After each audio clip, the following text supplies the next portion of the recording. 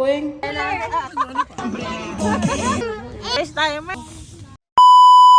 Welcome sa aming buhay-buhay dito sa Dubai. At kung bago ka pa nga lang dito sa aming page, my name is Aja and we are the little family living here in Dubai. For today's video nga mga be, ay ipapakita ko sa inyo ang aming mga ganap nung kami nga ay nag-camping sa May Al Qudra. Nga pala mga be, ito nga pala ay naganap nung winter pa. Alam niyo naman ngayon, summer na dito sa UAE. Kaya talagang impossible na makapag-camping ka sa init ng panahon. Wow! Hinabol nga lang yan mga be, parang ayan na nga ang last camping nila na nakasama kami.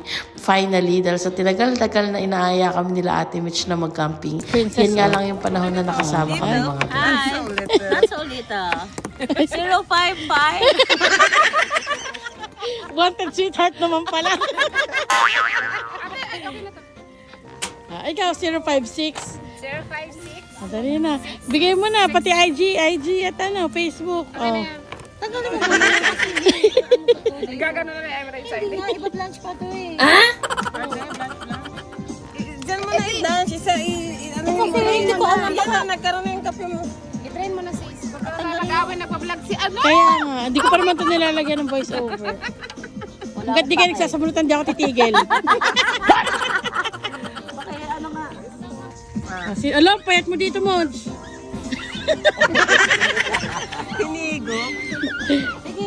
O, diba mga be, nag-start pa nga lang ay nagbabardagulan na. Ayan nga rin pala si Kuya Oliver na pinsan naman nila Ate Mitch. O, diba? Lahat nga sila dyan mga be ay magkakapamilya. Kami nga lang ang sabit. O, diba? Pang malakasan. Kasi nga mga be, hindi na rin naman iba ang turing namin sa isa't isa. Lalong ito si Ate Mitch. Kala mo talaga yung kapatid ko sa ibang nanay. Sabi ko nga, baka anak ako ng tatay nila sa labas. Kasi mga be, sobrang close talaga namin ni Ate Mitch, pati na rin ng mga kapatid niya na sila Ate Angel at Ate Anja. Akala mo nakahanap ako ng mga ates dito sa Dubai. Ayan nga rin pala mga be, ang aming pagkain. O diba, nagsasara pa naman talaga. Paano nga pala magda-diet niyan kung ganyan kasasarap ang pagkain. Ngayon nga lang kami nakasama sa camping nila mga be at talaga namang fully equipped sila. Yung hindi ka mahihirapan kapag ka nasa camping site ka. Usually kasi mga be, hindi talaga kami sumasama sa camping kasi nga naiisip namin yung hassle, tas may bata kami, tapos yung banyo, alam mo yun, naiisip talaga namin na mahihirapan kami. Pero sa experience nga namin kasama sila mag-camping, talaga namang napakagaan kasi kompleto ng gamit. As in mga be, parang dinala nila Ate Mitch ang kanilang buong bahay. Pati yung CR, hindi ko na nga lang maipapakita dito kung paano niya dinemo. Baka i-upload ko na lang sa isa pang video. Pero yung CR nga nila ay talaga namang nandoon na lahat. Pamunas, panghugas, lahat. Mga be. Kaya ang saya talaga ng camping na to mga be kasi hindi ka mahahase. Go Sex Bomb Michelle! O, diba? At napasayaw pa nga si Sex Bomb Michelle dyan. At ayan na nga mga be, pinapakita sa akin ni ate ang kanilang tent. At napakalaki naman talaga mga be. Si Amar Jace nga din dyan ay enjoy na enjoy mga be. Kasi takbo lang talaga siya ng takbo. At hinayaan lang din namin siyang maglaro-laro dyan sa sahig. Nagsayawan na nga rin ang mga person.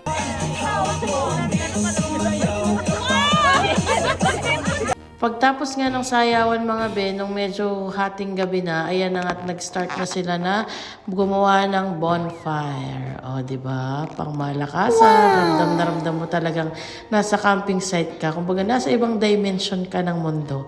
Alam mo yun, kahit papano ito ay isang break sa aming buhay-buhay dahil alam niyo naman bahay at trabaho lang kami.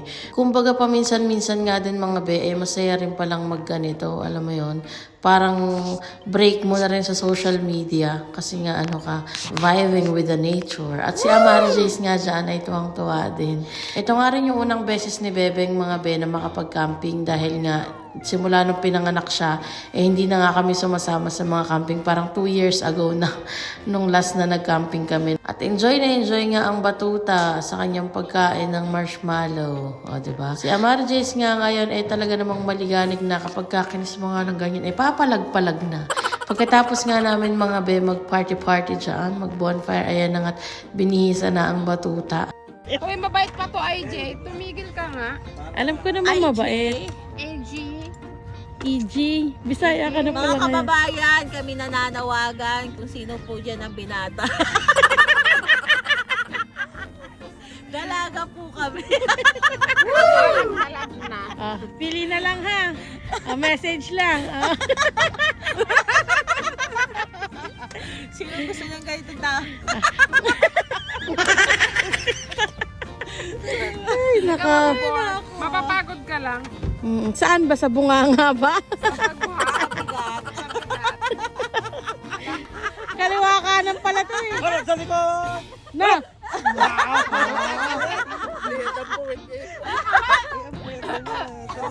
Si ate nagkakamand yan eh.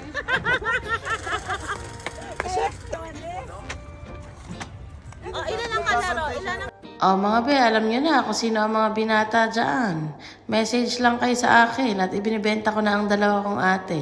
Charing. Ayan na nga mga bet, maglalaro nga kami dyan ng No Mercy na Uno. Ni-explain nga dyan ni Ate Angel kung ano yung rules ng games dahil nga mga baguhan kami mga be. At ang alam lang namin ay yung original, yung Uno reverse ba yun? Eh, ni-explain niya nga dyan sa amin. At sa awa nga ng Diyos mga be, ay natutunan naman din namin siya agad. After nga namin maglaro ay dyan na at magpapainit na ako ng tubig para kay Bebeng. Alam nyo naman itong ating anakers ay hindi umiinom ng malamig na gatas. Kailangan talaga niyan warm ang kanyang dede dahil kahit anong gutom niya, basta hindi warm ay hindi niya nga yan dede. At ayan na nga mga be ang itsura ng aming camping area. Nakapalibot bali yung tent tapos yung mga upuan din nakapaikot din sa amin. Bali part 1 pa lang to mga be dahil ang haba talaga at ang dami talagang videos dito sa aking cellphone. Hopefully may upload natin sa Thursday yung part 2 natin mga be. Hanggang dito na lang, huwag niyong kalimutan mag-like, follow and share. Paalam!